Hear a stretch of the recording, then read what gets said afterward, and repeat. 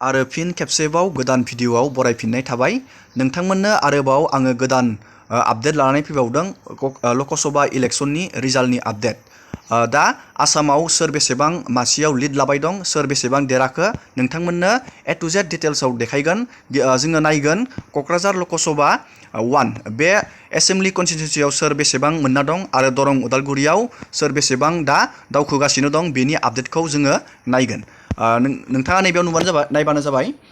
आसामाव टटेल 14टा मासिनि गेजेराव दासिमबो बिजेपि दोलोआ नैबे 9टा मासियाव दावखोबाय दं, लिड खालामबाय दं आरो कंग्रेसआ नैबे 3 मासियाव आग बारायबाय दं आरो इउपिपिएल पार्टिया मोनसे मासियाव आग बारायबाय दं आरो एजेपि दोलोआबो मोनसे सिटआव आग बारायबाय दं। दासिमबो बेयाव रावबो देरहाथ'वाखै। नोंथांमोना नैबेयाव देरहाबाथाय नैबेयाव नुनो मोनगोन।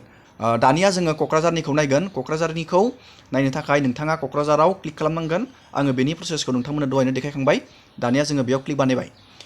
क'क्राझाराव सोर बेसेबां पार्टिया बेसेबां भट मोनखो नोंथाङा नायनो थाखाय नैबेयाव नायनांगोन। नैबे जयन्त बसुमतारी इउनाइटेड पिपल पार्टी नैबेयाव इउपिपिएलनिफ्राय बिथाङा 3,42,270 बेखिनि भटखौ मोननानै बिथाङा लिड खालामबाय दं। बिथाङानो गिबियाव दं। आरो नैबे खाम्फा बरगयारी बिथाङा बिपिएफ पार्टिनिफ्राय 2,29,913 बेखिनि भट मोननानै बिथाङाबो आग बारायबाय दं दासिम।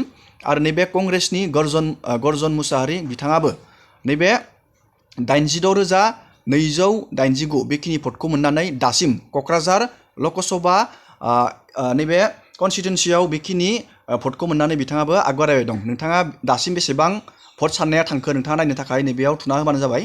जोङो बेयाव थुनानै नायसिगोन। नैबेयाव दासिम 8,73,385 बेखिनि भट साननाया दासिम जोबनानै थांबाय नैबे क'क्राझार लकसभा एसेम्बलि कन्स्टिटिउन्सियाव। नोंथाङा बेयाव नायना लाबानो जाबाय। दानिया जोङो दरं उदालगुरिनिखौ नायगोन।